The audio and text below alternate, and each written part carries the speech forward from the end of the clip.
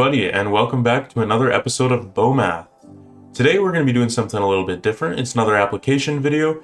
However, I don't have all the mechanical pieces to work with, so we're going to be using an online simulator. Today we are dealing with gears, and so the online simulator I'm using is geargenerator.com. So feel free to go onto that website so that you can experiment along, and there's a lot of cool things on here.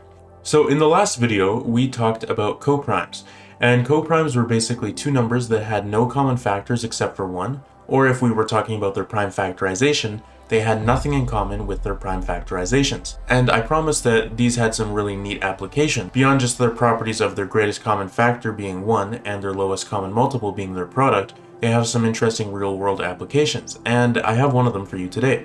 And as you probably guessed, it involves gears.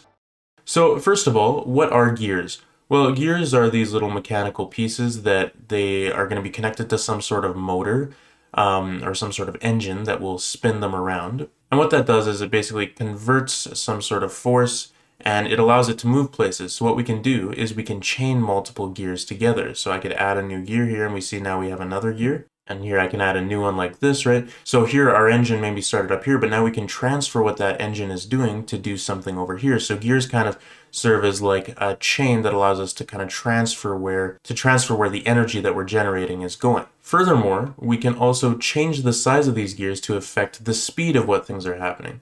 So for example, if I take this gear here and I decrease the amount of teeth it has, so the teeth are these like little kind of spikes sticking out of it, and the less teeth you have, the faster the gear goes. So this one here we see it says number of teeth. So number of teeth, it says 13 teeth currently. I'm going to change that to, let's go 4. And now we see it's spinning a lot faster, right? And so basically there's kind of a trade-off between the size and the speed. So the smaller it is, the faster it goes. But the bigger it is, the more powerful it is. So that's kind of the trade-off with gears. And there's a lot of really interesting math and science behind these that we'll get into one day. It's maybe a bit complicated for us right now, but I want to get into one specific aspect of things. So let's say I start with a gear here, and this one has 10 teeth. All right. Now let's say I attach another gear to it that also has 10 teeth. All right, so these gears are the same size.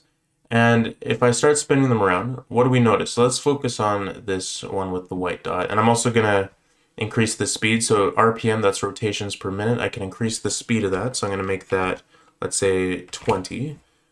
So now they're going a little faster. So our simulation is going faster. So if we watch this white dot, what do we notice? It lines up with this white dot every single time, right? They connect in the exact same spot. And in fact, any one of these teeth are going to always be touching the exact same tooth spot, right? And this is because, well, they have the exact same amount of teeth, right? They're spinning at the same speed, so it makes sense that it's going to line up in the exact same spot every single time. Let's say this tooth with the white dot has a defect, all right? So maybe it's a little bumpier, or there's like kind of a chip in it or something. And every time it slaps this spot here, it's going to wear down this part of the gear. But the thing is if every other tooth on this gear is perfect, it's just going to keep wearing down this single spot every time, which is going to eventually cause some sort of crack or break in the gear, and the system will come to a stop. Now, of course, all things break with time. However, can we do better than this? Because this piece here keeps hitting the exact same spot. If we can make it so that it maybe hits multiple spots, that'll basically make it so that this gear will be worn down slower, right? Because it's not hitting the same spot over and over again. It's kind of spreading the damage out around the gear and kind of decreasing the amount of damage to any given spot. So what we can do is, let's say this gear here now, let's make it so that it has a different number of teeth, because then it's not going to line up with the same spot every time. All right, so now our gear has 15 teeth here, and we see that it is not just where it's hitting the same spot every time now, right? It's going to be lining up with different spots. So here we see it hits that spot, and then it hits a spot by this white dot. So it's hitting different spots every time now, right? But the thing is this number we've chosen, 15, we're still going to notice a pattern with it hitting the spot. So let's see. So this white dot hits right here. So I'm going to keep track of this spot. And then it hits the one by the white dot. and then it hits this spot again. So we see it's just cycling between these two spots, the one with the white dot and then the one across from it. So this chipped piece here is going to be wearing two spots on our gear. So it's better than one spot. However, it's still focused on two different spots. Why is it hitting just these two spots? Here we have 10 teeth, here we have 15. What is the greatest common factor of 10 and 15? It's 5, right? We can look at their prime factorizations, and we're going to see that their greatest common factor is 5. So because their greatest common factor is 5, so that means every tooth on this bigger one is going to touch every 1 in 5 of these. And since there's only 10 teeth on this one, there's only 10 spots where this tooth can touch, it's going to be basically going to the first one, and then to the fifth one, right? And then back to the first one, and then 5 later, we hit that one. Right, so since there's only 10 here, it's only going to hit every 2 spots, right? If we focus on the smaller gear now, and let's say this white one and the smaller one has the defect, since their greatest common factor is still 5, it's going to be hitting every 5 of these. But since there's 15 teeth here, that means it's going to be cycling between 3 different spots. So we got that spot, and then we'll have this spot, and then we'll have this spot, and then it's going to just keep on cycling through those 3 spots, right? Because 15 divided by 5 is 3, so this will hit 3 different spots on here. But again, each tooth is only lining up with 3 spots in this one, or if we go over here, each one of these teeth is lining up with only 2 spots in the smaller one.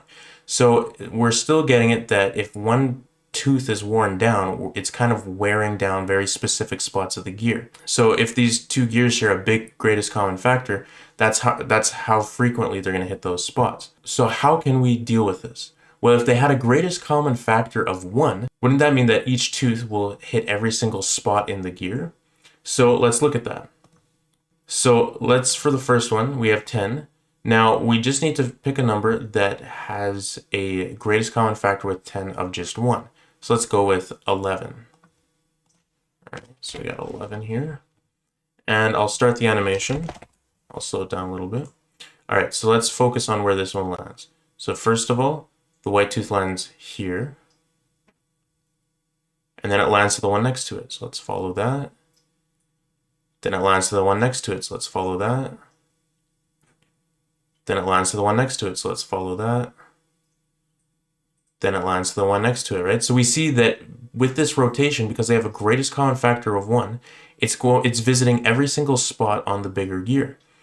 And what this means is that if this tooth is worn down, it's going to be visiting every single spot on the gear, which means that it's not going to be wearing down one single spot, but it's going to be wearing down the entire gear. It's going to be wearing it down evenly, which means it's going to take a longer time for these gears to break. So if a gear has a defect in one of its teeth, it's optimal for these gears to basically have a greatest common factor of 1. But what types of numbers have a greatest common factor of 1? Coprimes, right? So that is where the application of coprimes comes into play. If you picked a gear and you want to put it next to another gear, you want to choose a gear that has an amount of teeth that is coprime to the other gear, because then if there's a defect in one of your gears, your system is going to wear down a lot slower, because it's going to be, that worn down tooth is going to be visiting every single one of the spots in the other gear. It's not going to be just repeatedly breaking down one point. And so this means your system is going to be a lot better. So I think that's a pretty neat application of coprimes to gears, and how engineers use math in a really smart way in order to decrease the amount of damage that a system does to itself over time. And so yeah, I encourage you to go onto this website, geargenerator.com, and play around with it. Make gears of any size that you want, and just see how they line up with each other. Choose things that aren't coprime, see how often they line up with each other. That's going to be their greatest common factor. Choose things that are coprime to each other and see how each tooth will eventually line up with every single spot. And yeah, just kind of get a feel for it. And we might do some more complicated things with gears in the future, because there's a lot of interesting math behind them. But yeah, let me know what you thought of this application. I think it's a pretty cool application of coprimes, and I have another cool application video coming for you next time. So I hope you enjoyed the video. That's going to do it for me today. Have a good one, stay groovy, and I'll see you in that next BOMaths episode.